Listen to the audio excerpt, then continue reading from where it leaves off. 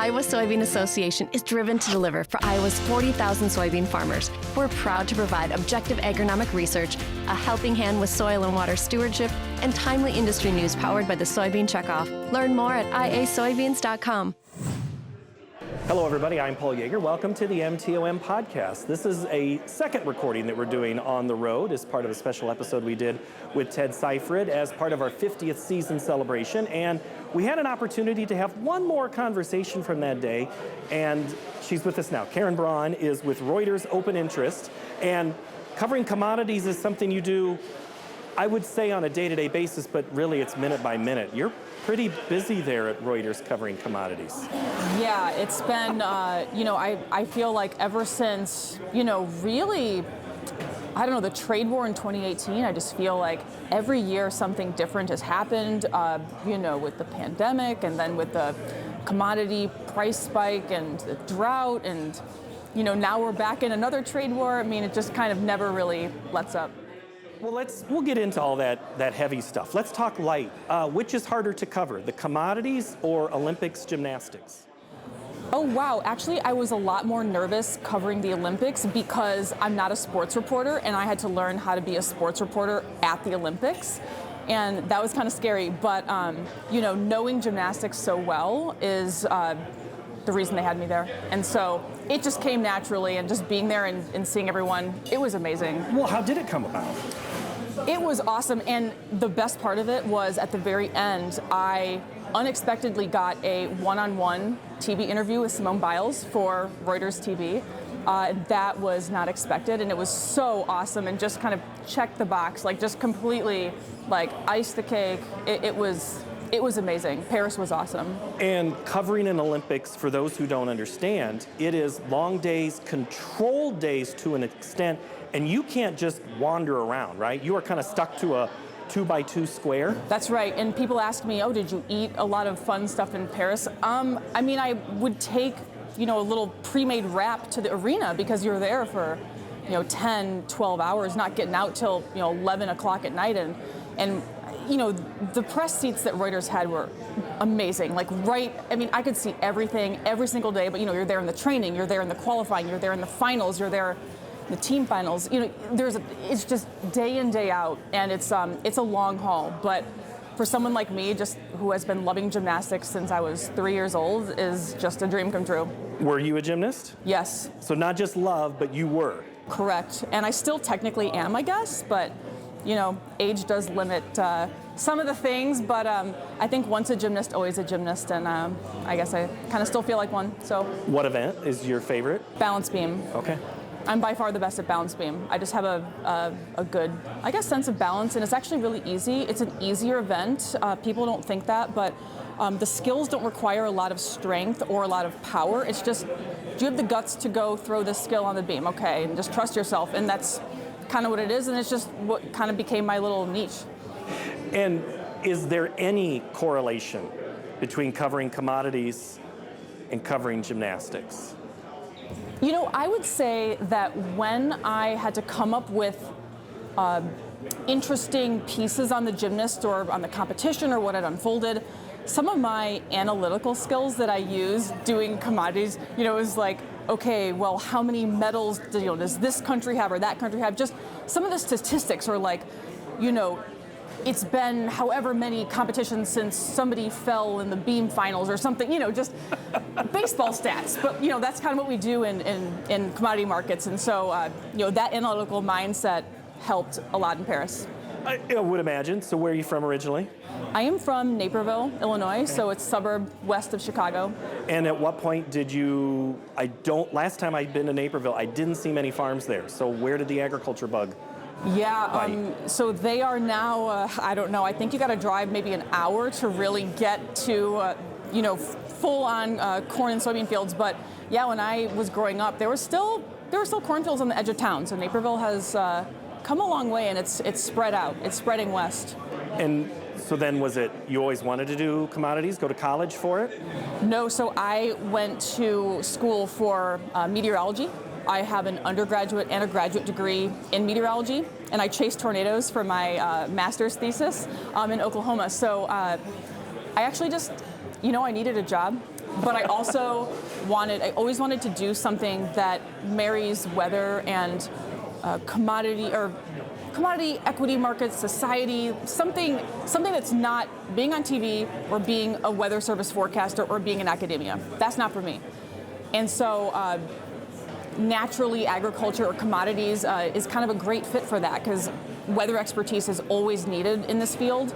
And so I learned how to be a crop analyst. Actually, I started in April of 2012, so I'm sure some of the people remember that time. An interesting time for someone to be thrown in, knowing absolutely nothing, and seeing, the corn crop that year in the U.S., thinking, well, gosh, I didn't count any ears in that field. Is this normal? I don't know. It's a very interesting time to get into it, but I was thrown right in 2012 and learned everything from the ground up. Have you always been based in Chicago? No, so for the most part, yes. I moved to Colorado for about 4 years, and I was working from home, for Reuters there. But I've been back in Illinois for a little over 3 years now. So in a way, Colorado gave you a little bit of a different perspective of how the grain belt looks from the outside then too, and maybe then once you're back in it, because it is totally different when you're in Chicago versus Colorado and following commodities. Well, either way, both are really great locations to launching points to actually get out in the field, because we cannot, sitting in our office in Chicago or in Colorado or anywhere, really get a gauge on things when you're not out there seeing what you're even talking about, talking to farmers, looking at the soils, looking at the crops. And doing that for me, I go on the crop tour every year. Doing that for me is so important because it gives me perspective as to what I'm actually doing and what the numbers that I'm calculating actually look like in real life. Well, I was going to bring up crop tour because that's kind of how this, with Ted, you two are connected in doing crop tour. Well, I've talked to Ted about this over the years. How many crop tours have you been on? So my first was in 2012, and I missed 2 years. So I think I'm on 11 years, and if I go this year, it'll be my 12th year, and I've gone on the west leg every single time. So has that provided you consistent ways of knowing how things have looked in the past on that western leg? More than you know. I actually now request the same route every year, and my driver, Sherman, he knows where we're going, and but it's great because I can go back and I can look at, the average car yield that, day 2 that we did last year, the year before, and I have a huge database put together, and I can immediately see, I can call up pictures on my phone from this area last year, and I can see what it looks like. And that, when you have a 10-year, not only mental, but then, physical and statistical history, it means something. And so, stopping that would be, I think, very stressful for me. I just got to keep going. They just got to keep sending me and letting me go.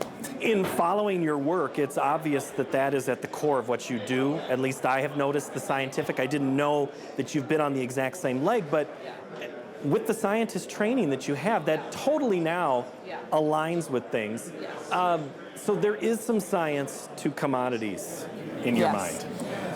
Absolutely. I think that being able to see things, being able to take kind of complex ideas or maybe even just flashy numbers and being able to break them down, what do they mean? Put context around them.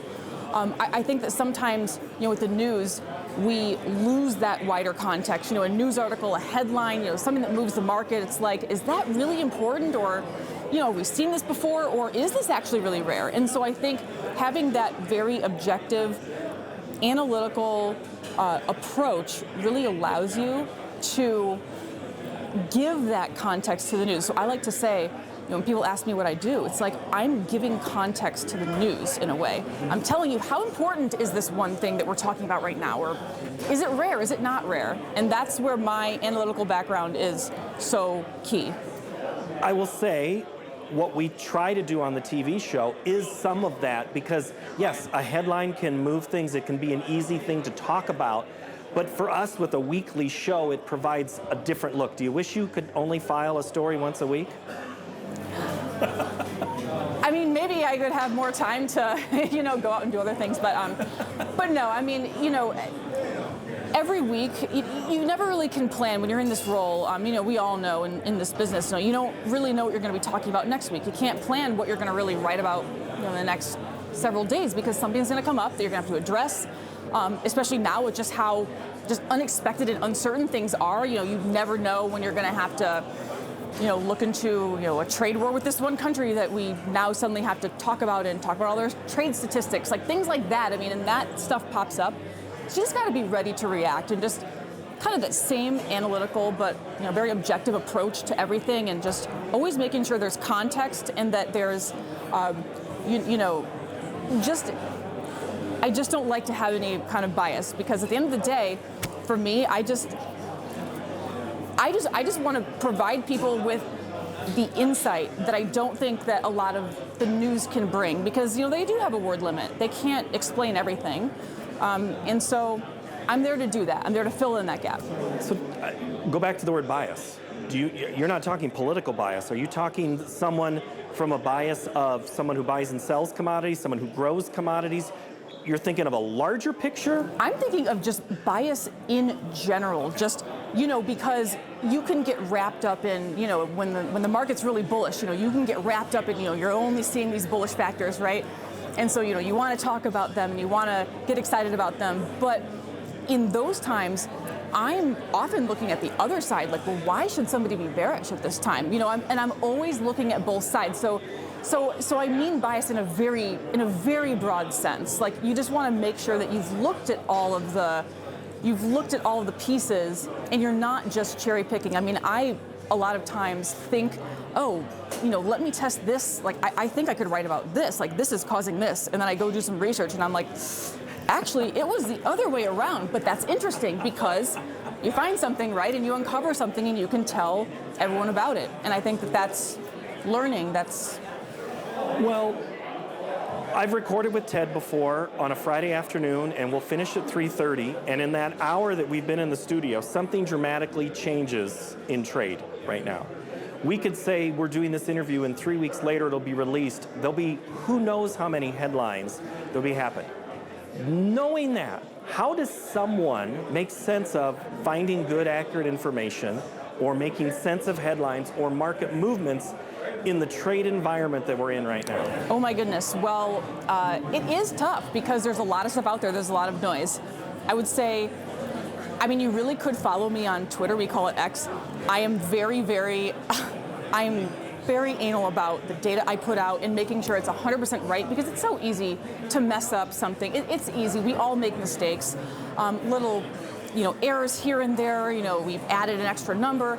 But finding those people that really have the attention to detail and that can show you, just really quickly and easily what you're looking for, and hopefully without errors. Knock on wood, obviously. But no, I just think that keeping up with the news every day, just reading, whatever newsletter anyone subscribes to, whatever people are talking about on Twitter, X, just kind of keeping up with that, listening to the podcasts. I listen to a lot of agriculture radio shows. How do you have time to do that, given everything you just said? I Seriously.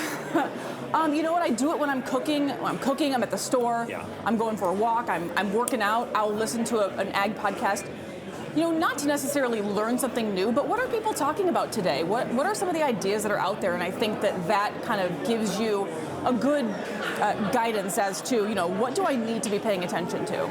All right, in the last moments here, I want to ask, again, we can't know what the future holds 6 months, a year from now, but is the crop in Russia really not that good? Is the China crop not as good? Is it super big in South America? And how does that matter to someone in America? Yeah, I think it's interesting because over the years I've talked to a lot of U.S. producers who will ask me, what do I think about the markets, and where do I think things are going? And I'll mention something about Brazil or China, and they'll say, oh, well, I don't know. Not so much recently, but I would say a few years ago, well, should I pay attention to the corn crop in Brazil? Yes, because actually now 2 years ago, they actually were the top corn exporter over the U.S. And, back, 10 years ago, especially 20, however many years ago, no one would have ever thought that would happen, but here we are. And so I think that, making sure that you're looking outside the United States, of course. And so that's partly what I do as well, is that I've got, We've got bureaus. Reuters has bureaus in, all around the world, and they're covering the local stories there. And so yeah, I mean, this year we are looking at, Brazil's corn crop coming back. We're looking at Argentina's crops bouncing back. We're looking at, possible drought, heat wave in China, and them maybe buying some wheat, maybe starting again. And then, Russia's crops always, that's the big player in the wheat market. So how do you get accurate information from governments that don't necessarily have a history of providing accurate information? You don't. You get it from the USDA. I mean, that's just the straight answer. Like, you don't. You're not going to go. China does release numbers, and it's, unless you speak Mandarin or understand it, it's hard to, disseminate. So that's why, the bureau, the Reuters News Bureau in Beijing, they will put out the pertinent, trade data that, China publishes. But really, honestly, the USDA has their attaché offices all over the world, and they do provide really consistent stuff for a lot of these major producing areas. And so, they write up a complete report, and you can read about what's going on. And so that's really important, I think, for the market, especially, I don't speak all these languages, and I can't get into the websites, and it's hard. But yeah, the USDA, and they're doing it all in a consistent way. So it's nice to have that kind of global baseline with data that's easy to access, and yeah.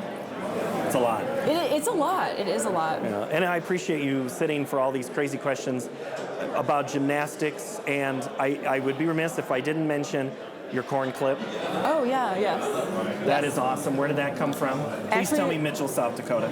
I got it in Wilmington, North Carolina. Actually, last month I was at my cousin's wedding, and we were wandering around the town, a little shop that had all these little clips, and one little corn clip sitting there, and I'm like, that's coming home with me. That's awesome. All right, Karen Braun, Reuters Open Interest, thank you so much for your time here today. Appreciate it. Thank you so much for having me. And thank you for watching this installment of the MTOM podcast. New episodes come out each and every Tuesday in audio and video form. Subscribe wherever you get your podcasts. If you have any feedback for me, send it in an email, market2market@iowapbs.org. Thanks for watching.